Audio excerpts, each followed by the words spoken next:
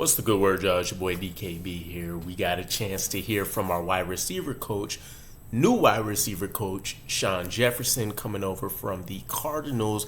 And along with guys like Keith Carter, we haven't really gotten a ton of FaceTime or even sound bites from a lot of our position coaches. So I was interested to see what he had to say, not only about the rare opportunity the New York Jets should have once again this season with Aaron Rodgers playing for them, but also giving his thoughts and kind of breaking down the top of the wide receiver depth chart when it comes to Garrett Wilson, excluding Mike Williams because of his recovery timetable right now. So he actually hasn't been on the field.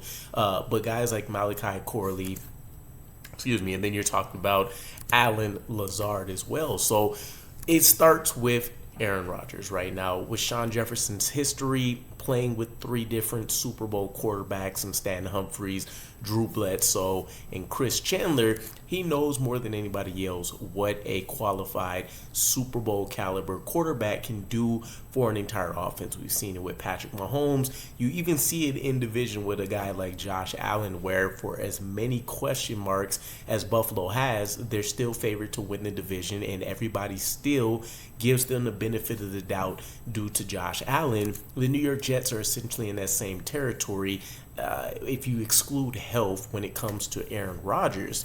You also take a look at what the Packers have done in recent history under Aaron Rodgers, where in the last 5 years that he was quarterbacking for them, they ranked top 5 in the NFL in yards after the catch, and we've been able to add a lot of elements to help emphasize that factor on this roster, which we should all be really, really excited for.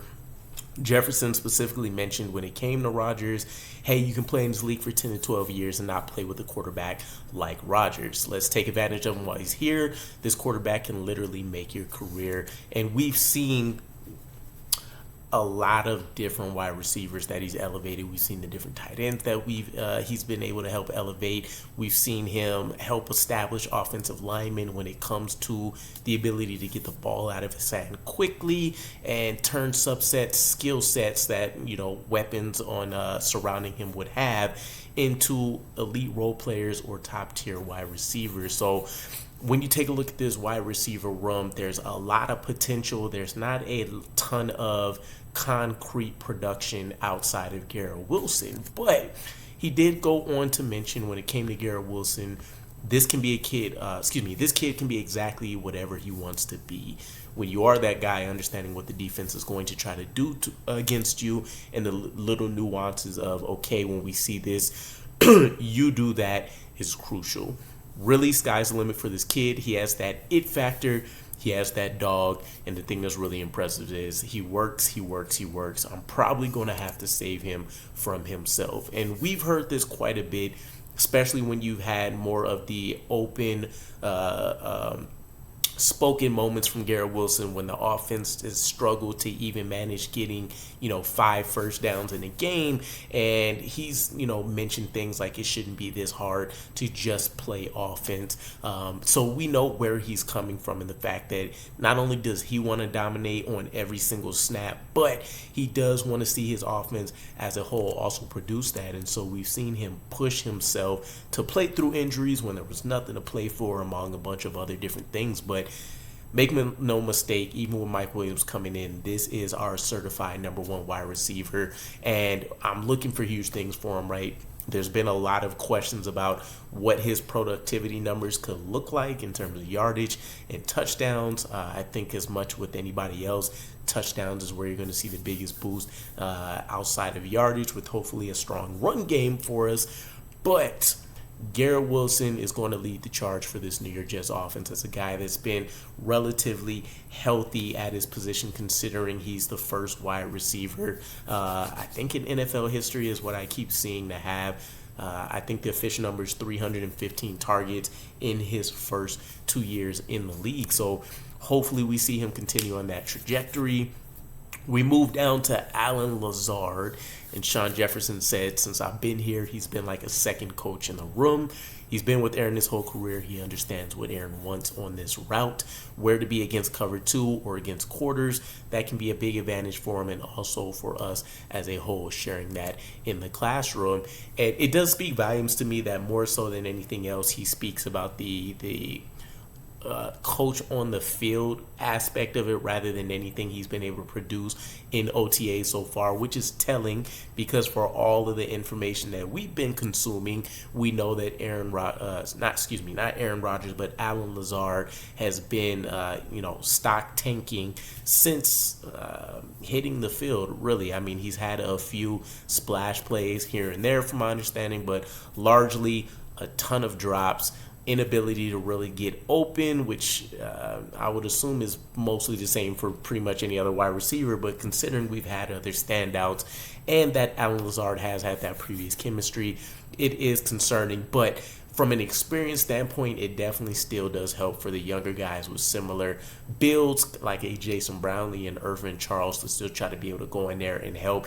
And if nothing else, if he can't even be a suitable wide receiver for it and he ends up staying on the roster still, he still is, just based on history, a solid security blanket. And 2, that experience factor is going to help out when it comes to accelerating the growth of these young guys and understanding the demands and expectations, as Jefferson said, from Aaron Rodgers. And then we get to our final guy, Malachi Corley, right? I think by the time the season starts, you could see him be the official starting slot receiver for this New York Jets offense. There's not a ton of heavy competition with him, but still, Malachi Corley is an incoming project, a raw, underdeveloped wide receiver. And so a lot of this is still potential conversation talks, right? We haven't seen him hit the field for an actual game or do anything to change the thought process outside of that, but we know what we're getting, right?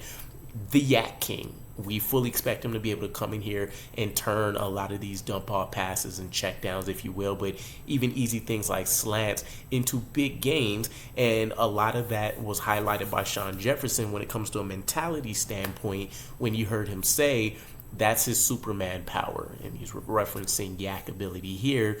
When he gets that ball in his hands, I wouldn't want to be in front of him. He's going to be a good player for us. And he also had another quote, essentially paraphrasing it, something along the lines of, from a mentality standpoint, it's not what cornerbacks are covering him, it's how am I going to impose my will on those guys. And it's an aspect that we all really, really love, right? Quincy Anunua was the easiest throwback option that you get when you look at a guy like Malachi Corley's tape, or even Denzel Mims to an extent when he was functioning like a wide receiver and he's dragging guys along for 6, 7, 12, 15 yards in some cases. Malachi Corley is going to be the bulldozer that we need in this offense when finesse just isn't getting the job done. And I couldn't be more excited to see him hit the field. So it's good to see that he looks the part. Shawn Jefferson's comfortable. We haven't got any crazy call outs necessarily about anything that's going poorly. And based on his, notoriety around the league, if you will, when it comes to our coach, Shawn Jefferson, I'm excited to see what can happen when he's in his hands. One of the conversation pieces that Garrett Wilson had put out there when it came to his college experience was that his wide receiver coach really created an atmosphere of everybody challenging, everybody yells every single down, every single play.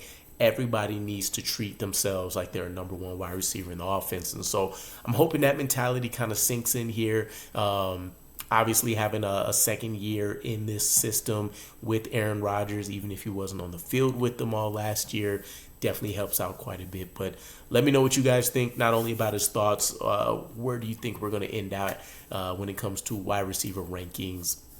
I would say us being around that league average mark would even be a huge upgrade for us.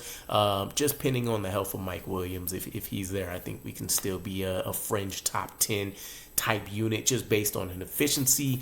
But let me know what you guys think, and I'll catch you again. Peace.